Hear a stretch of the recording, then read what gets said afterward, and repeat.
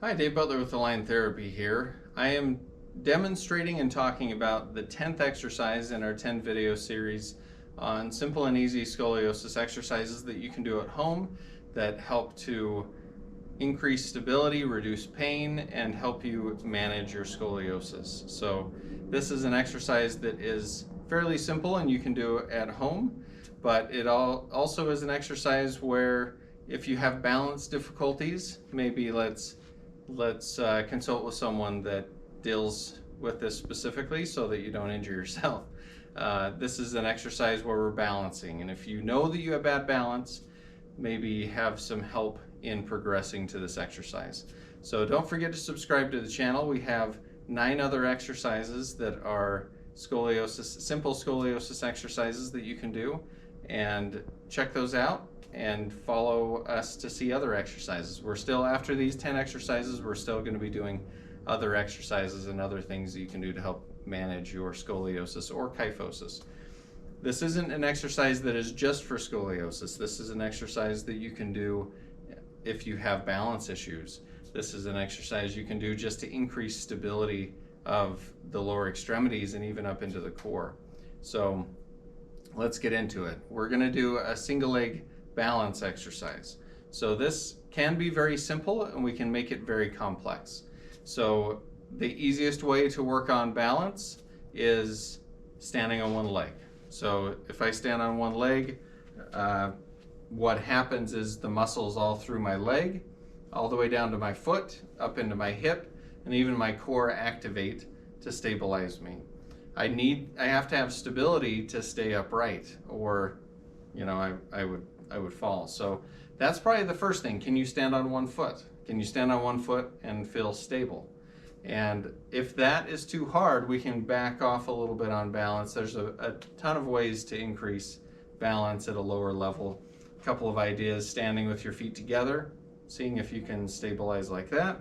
Standing with your feet one foot in front of the other. Can you stay stable like that? Progressing to where you can stand on one leg. So for this video, I'm going to assume that you can stand on one leg with decent balance. You might be wobbling a little bit. You'll probably feel your ankle moving. That's called proprioception. Your body is sensing what's happening in the leg and making corrections to keep you upright and keep you balanced.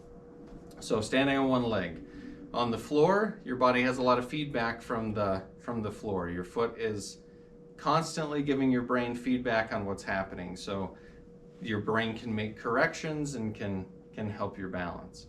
So that's the lowest level that we're going to do today. So if you're having struggles with just standing on one leg, I would definitely look at some other of our videos that deal with balance, or work with someone to help you get to the point where you can stand on one leg.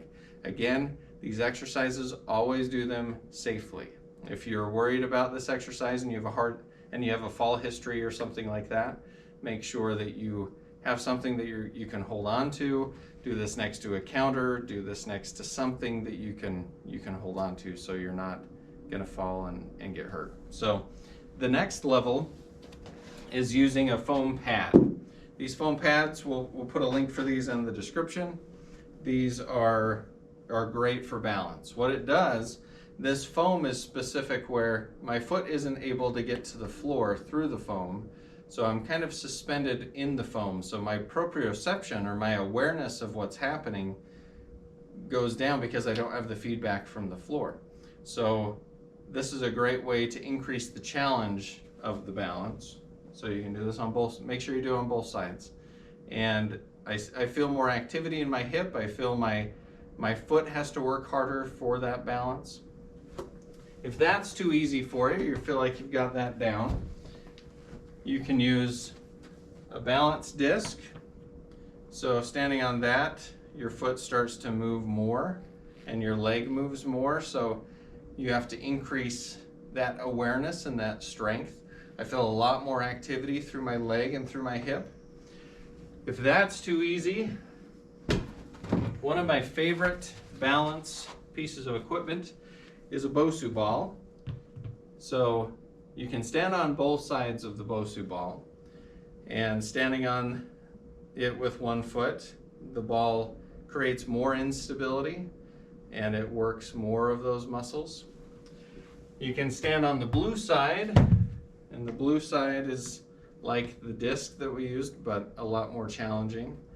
So that's going to make a lot more muscles work. So we can progress with balance. It was actually shown in a study, I think last year, the year before, that proprioception, or the ability to balance, is reduced in kids with scoliosis. If it's reduced in kids with scoliosis, I bet it's reduced in adults with scoliosis as well. So it's a good thing to improve and work on. It helps to increase awareness of what's happening in the body. If you are doing exercises for balance and they are too easy, so let's say you're doing a single leg stand on the Bosu ball and it's too easy, you can add things. You can throw a ball back and forth with somebody or against the wall or a trampoline, a rebounder. You can add in some lower extremity stuff where you're either touching cones or you're just reaching in different directions. You can add a resistance band, writing the alphabet, having it pull to the side. There are a ton of ways to challenge your balance more. The key with balance is to challenge it. So the more you challenge it, the better it gets. And that's almost without fail. At any age, we can work on balance and it gets better. It may not get to where you're walking a tightrope, it may not get to where you're doing a slack line, but it will get better and you will improve. So again, I can't stress this enough, be safe when you're doing balance exercises. If you have balance issues and you're standing on something like a Bosu that's very unstable and you can't catch yourself, don't do that unless you're safe or have someone there to help you. Ideally, if you have issues with balance, get training in balance by someone who knows what they're doing and someone who can keep you safe.